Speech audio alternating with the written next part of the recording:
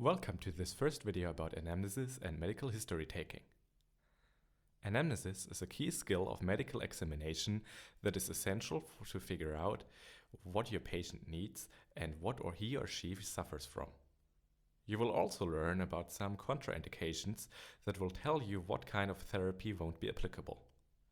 As always, this video is for education purposes only and in no way meant as a medical advice. I also want to introduce a learning technique that I find suitable in this context and for any other knowledge with an important chronology. You might have heard about this as the memory palace technique.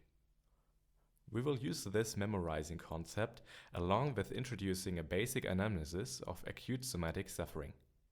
We might introduce other kinds of anamnesis on this channel at some point, for example, for a psychological or chronic disease, but we'll stick with acute somatic pain in this video, although you would ask most questions the same way if you would ask about chronic or some other specific suffering.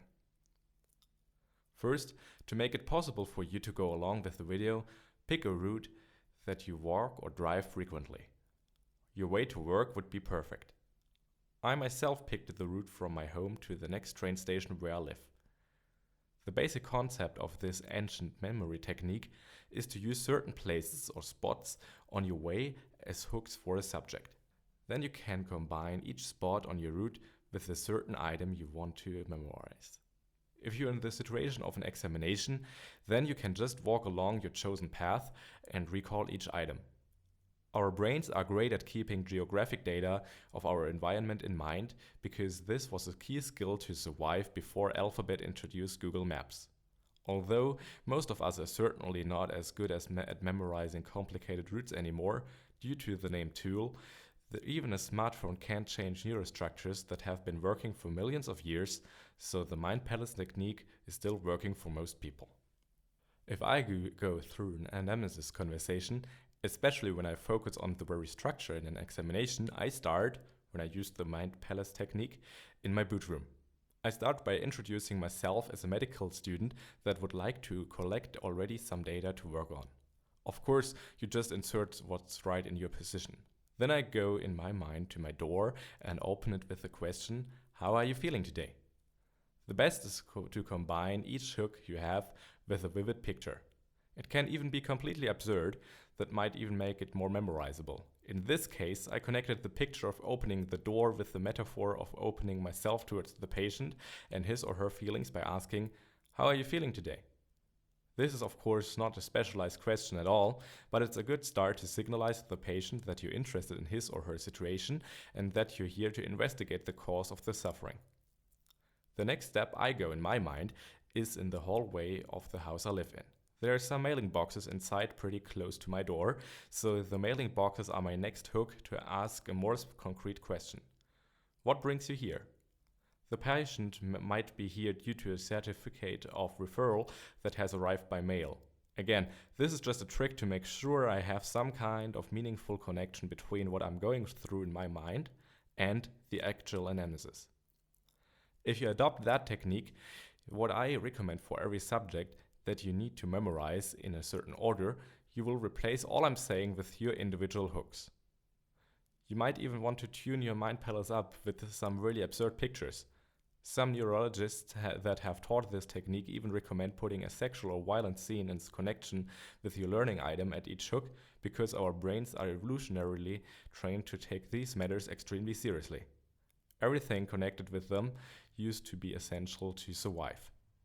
And there's nothing better for your learning process than telling your brain that the information you're about to learn is critical for survival.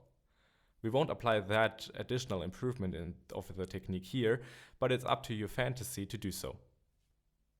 Well, after having the mailboxes passed by, I come to another door, which is the main door of my house. From there I have three options. Either I go to the direction of the garden, towards the garage below my house, or in the direction of the street. I use this choice in the context of my mind palace to make the decision whether I ask about classic acute somatic pain, visceral, or chronic matters. We will go to the right side towards the street today. The direction depends on what the patient has answered to our last question, of course. Therefore, it's good if you have some variability in your mind palace, if you have a protocol that always goes in the same chronology but has the potential to change at some specific points according to what the patient says. In this case, let's imagine he or she has told us something like my head hurts and I've seen black triangles everywhere for a couple of hours, and now I just have this terrible pain in my head and my fingers are feeling strange as well. Even though we might already have the idea this could be a severe migraine with an aura, we need to go through our anamnesis. We could find out that the patient has taken recreational drugs that are causing hallucinations, and the headaches might be due to him haven't been sleeping for 3 days. This restlessness might be caused by the drug or another disorder. It could also be something completely else, and therefore we need to get as clear about the patient situation as possible. From now on, I will just paint my hooks and not explain most of them too much in detail, because you will use what's right for you, and unless you would live in the same house as I do, the way to the train station or whatever place you have chosen will be different, of course. The next question I ask, or we ask in our example, where's the pain located? Is it just at one certain spot or somehow moving or radiating to other structures? Then we ask about the kind of pain. How does it actually feel like? We ask in this order to put the most critical information first. Where is it? You always need to go from the most important to the least. Imagine that the patient would lose consciousness after having spoken 3 sentences. If you've already found out that there's some trouble going on in his head, or at least that's the way how he or she perceives it subjectively, then you have more of a hint for further diagnosis and treatment, as if you would have started with a social anamnesis. In that case, you might have found out that there's an engineer sitting in front of you, what might even be helpful with the diagnosis in some cases, especially with chronic suffering, but you want to put the most essential first. So when we ask about the kind of pain, most patients will already give a pretty individual and therefore great answer. If they have difficulties going into further detail, you might want to help them out with suggestions such as, does it rather feel dull or sharp? Is the pain pulsating or something? Then we can ask whether it's continuous or whether there is a crescendo or decrescendo when which of these occur. I imagine somebody playing a violin at that hook to connect a picture with crescendo and decrescendo. Actually, that question sticks the best due to that vivid picture. The next question is also connected with us watching out for any signs of it. Of course, we should be as aware of all of the nonverbal signals as possible. We will ask about alcohol or smoking habits at some point, but of course it is the best to pay some attention to the scent of the patient from the very first second on. The colors in the face are also important. Are there blue lips? Does the patient seem to be pale or stressed? We need to be conscious of all of that already before we ask the next question that many people can't even answer. It is about their body posture.